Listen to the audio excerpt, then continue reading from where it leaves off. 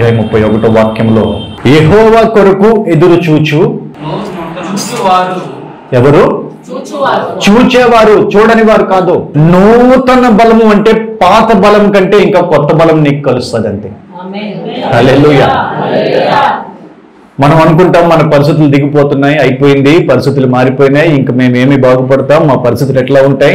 చాలా భయాందోళనలు వెంటాడుతూ ఉంటాయి. సర్వసాధారణమైన స్థితిలో ఒక కుటుంబానికి, ఒక బిడ్డకి, వారి స్థితిగతులకి, వారి ఆర్థిక స్థితిగతులకి, వారి ఆరోగ్య స్థితిగతులకి, సమస్తానికి ఏది చూసుకున్నా కూడా ఇంకా మేము లెగవలేము అనే మాట ఎక్కువ వస్తూ ఉంటుంది. ఇంకా మా పరిస్థితి అయిపోయింది, లేదు వారి పరిస్థితి అయిపోయింది, వారి కుటుంబ పరిస్థితి అయిపోయింది, ఏంట్రా మనోడు అయిపోయాడంట కదా. కానీ ఎప్పుడైతే మనము దేవుని కొరకు ఎదురు చూస్తామో మనకు వచ్చే ఆశీర్వాదం ఏమిటి?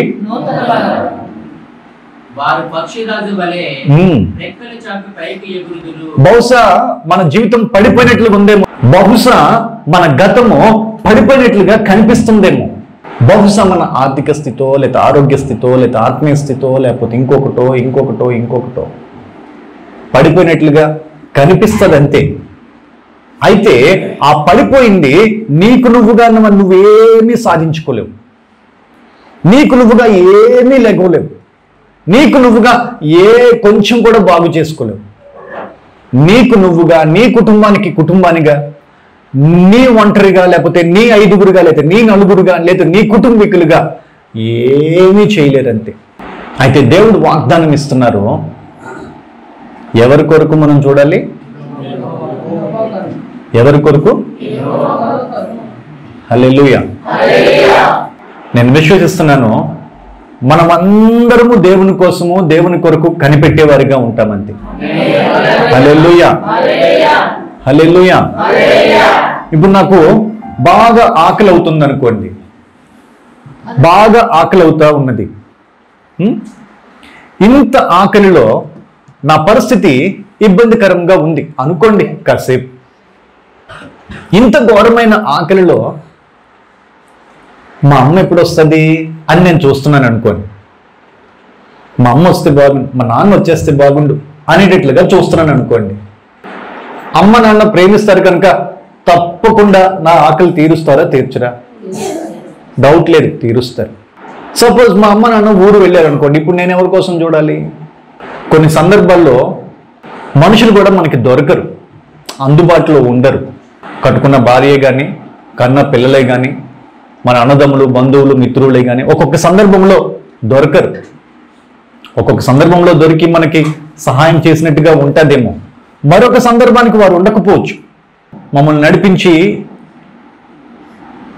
మంచి సహవాసంలోనికి, ప్రార్థనా స్థితిలోనికి నడిపించి ఆయన ఎక్కువ పాడుతూ ఉండేవారు. హృదయమే అగాధమైన లోయరా, పగిలిన హృదయముతో పాడనా, ఇలాంటి పాటలు పాడుతూ ఉంటే పగిలిన హృదయం అంటే ఏంటి తెలియదు. హృదయమే అగాధమైన లోయ అంటారేంటి, దాని అర్థం ఏంటి తెలియదు. దేవుని కృప, అసలు దేవుని కొరకు ఎదురు చూడడం అంటే ఏమిటో మొదట నేర్పించారు. హల్లెలూయా. నేను అంతకుముందు చాలా విషయాల్లో చాలా మంది కోసం ఎదురు చూసిన చెడు బ్రతుకు కూడా ఉంది. బహుశా మనము సినిమా యాక్టర్ల కోసం ఎదురు చూస్తూ ఉంటాం కొన్ని సందర్భాల్లో కదా, లేదు ఇంకొకరి కోసం ఎదురు చూస్తూ ఉంటాం. పలానా వారు వస్తే నా జీవితం బాగుపడిపోతాయి, పలానా వ్యక్తి వస్తే నా స్థితిగతులు మారిపోతాయి, పలానా పరిస్థితులు వస్తే అబ్బా నా సమస్య తొలగిపోతాయి. ఈ విధంగా మనం ఏదో ఒక సందర్భంలో మనుషులను నమ్ముకుంటా వెళుతూ ఉంటాం. మా సేవకులు నేను అనుకునేవాడిని, ఇంకా నాకు తిరిగే లేదు, బ్రహ్మాండమైన సేవకుల చేతిలో పడ్డాను, ఇక జీవితకాలం అంతా అబ్బా నేను ఎగురుతూనే ఉంటాను అనుకున్నా. 2006లో సడన్గా అనుకోని స్థితిలో సేవకులు కన్ను మూశారు. తప్పు కాదు, కాలం అయిపోయింది, దేవుడు పిలిచారు, దేవుని సన్నిధికి ఆయన చేర్చబడ్డారు. తరువాత ఒంటరి స్థితిగతులు అయిపోయినాయి.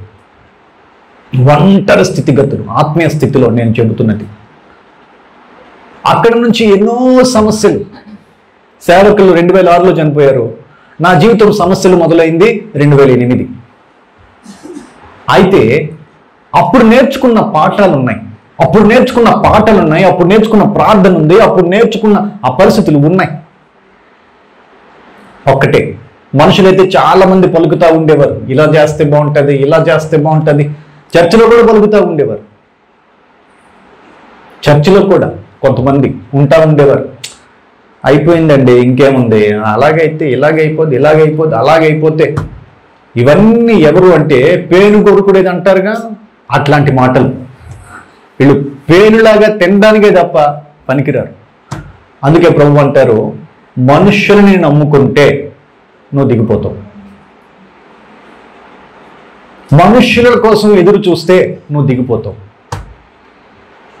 పలానా వ్యక్తి వస్తే నన్ను పైకి లేవనెత్తేస్తాడు, పలానా పరిస్థితి వస్తే నాకు అయిపోతుంది, పలానా కార్యం జరిగిపోతే పలానా వ్యక్తి ద్వారా నా బ్రతుకు బయటపడిపోద్ది, నేను బయటకు వచ్చేస్తాను, క్షేమంగా ఉంటాను అని మనం లెక్కలు వేసుకుంటాం మనుషుల్ని నమ్ముకుంటూ.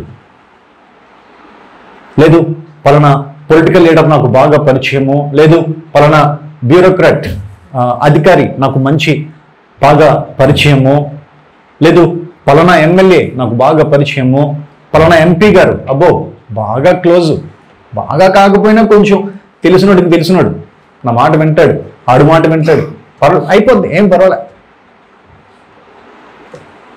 మీకు ఒక దుఃఖపడే పరిస్థితి చెప్పనా, మనిషి ఎవరైనా సరే మనిషి, వాడిని నమ్ముకుంటే మనం ఎప్పుడు బాగుపడం, అట్లనే ఉంటుంది అంతే. బహుశా కొద్ది కాలమే, చిన్న ఉపశమనమే. ఎంతకాలం అంటే బహుశా సంవత్సరం, 2 సంవత్సరాలు, 3 సంవత్సరాలు, 4 సంవత్సరాలు, 5 సంవత్సరాలు, లేదు 10 సంవత్సరాలు. తరతరాలు మాత్రం బాగుపడేది ఏముండదు, కన్ను మూసేంత వరకు బాగుపడేది ఏముండదు మనుషుల్ని నమ్ముకుంటూ మనుషుల కోసం ఎదురు చూస్తే.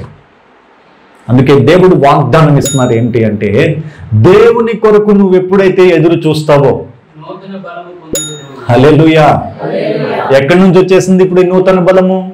దేవుడే ఇస్తారు. ఆమేన్, హల్లెలూయా. జీవితకాలం అంతా కావలసిన వాగ్దానం మీకు ఇది అంతే. మీరు బాగుపడాలని ఆశపడుతున్నారా? మీ పరిస్థితులు బాగుపడాలని ఆశ కలిగి ఉన్నారా?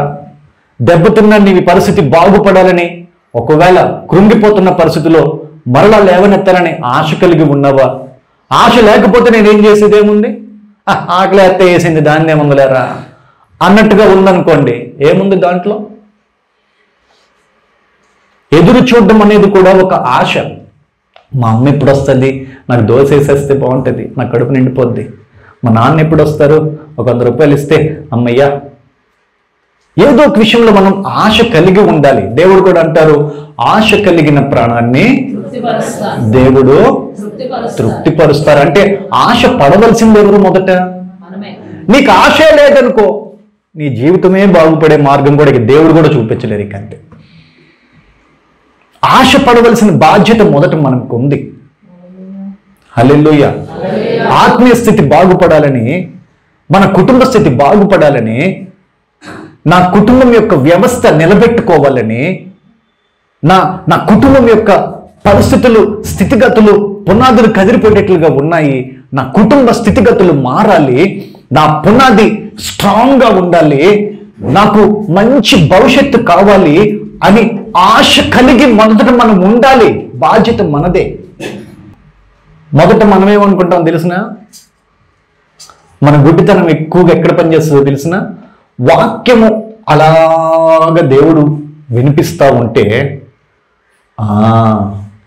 ఇది అల్లాడికే వాక్యం, ఇది ఇల్లీడికే వాక్యం, ఈరోజు మరి నా భార్య వచ్చుంటే బాగుండేది, దానికే ఈరోజు వాక్యం, భలే వాక్యం మిస్ అయ్యాడు ఈరోజు, కానీ మా ఆయన వచ్చుంటే అసలు అబ్బా అదిరిపోయేది.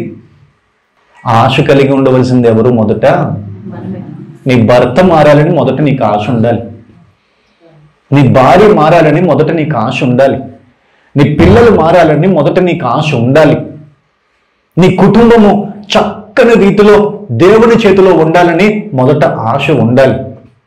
మన వరకు ఎంతవరకు ఉంటుందంటే, ఈ పూట గడిస్తే చాలండి, ఇదొక ఆత్మీయ రోగం. రేపటి దినం గురించి నువ్వు ఆలోచించుకోనక్కర్లా, దాని గురించి నువ్వేమి గింజుకోనక్కర్లా. ఈ పూట కడుపు నింపేసి ఈ పూటకు పడుకుని పోయి ఇది కాదు. దేవా, రేపు కూడా నన్ను కాపాడుకునే దేవుడివి. హల్లెలూయా. రేపు కూడా నా స్థితిగతులను కాపాడుకునే దేవుడివి. అందుకే దావీదు అంటాడు, ముదిమి వచ్చేంత వరకు నా చేయి మాత్రము విడవద్దు ప్రభువా. నా ముసలితనంలో కూడా నా చేయి విడిచిపెట్టొద్దయ్యా. ఎందుకు ముందు చూపు అడుగుతున్నాడు ఆయన? ఆశ కలిగిన ప్రాణం కనుక. దేవునికి స్తోత్రం.